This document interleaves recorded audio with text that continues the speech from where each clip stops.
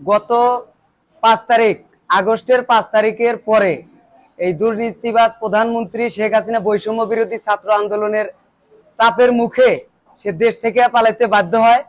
সে পালানোর পরে আমরা যারা বৈষম্য বিরোধী ছাত্র আন্দোলনের সাথে জড়িত ছিলাম, তারা প্রত্যেকটা জায়গায়, স্কুল প্রতিষ্ঠান যা আছে সব জায়গায় দুর্নীতি মুক্ত করার জন্য আমরা একটা আন্দোলনের প্রোগ্রাম করি। এবং আমাদের এই কলেজ ঘোনাকুচিমারা ডিগ্রি কলেজে আমাদের এই প্রিন্সিপাল স্যারের অনেক অপকর্ম দুর্নীতি আছে এবং সবাই মিলে সিদ্ধান্ত নেই যে এই কলেজটা সংস্কার করতে হবে আমাদেরকে।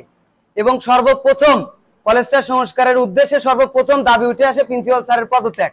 এখানে আমরা পদত্যাগ করার জন্য ডিসি অফিসে অবগত করছি, ইউনো অফিসে অবগত করছি। করার পরে তারা আমাদেরকে আশ্বস্ত করছে। আশ্বস্ত করার পরে আমরা কলেজটা আবার পুনরায় স্বাভাবিকভাবে চালু করে দেই। তারপরে তারা আমাদেরকে একটা সময় দেয় যে তোমরা এসে ডিসিশন কি হয়েছে জেনে যাও।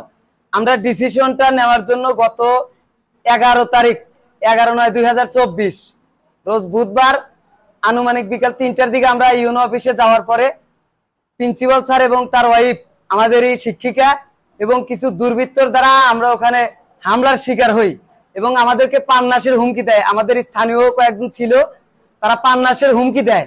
দেওয়ার পরে আমরা শেষ পর্যন্ত ওখান থেকে পালায়া চলে আসছি। এখন আমি এই কলেজের পক্ষ থেকে আমাদের ছাত্রছাত্রীদেরকে ওখানে অনেক ভয় দেখানো হয়েছে, হুমকি দামকি দেওয়া হয়েছে। আমরা যে কোনো ভাবে প্রাণটা বাঁচায় না ফিরে আসছি।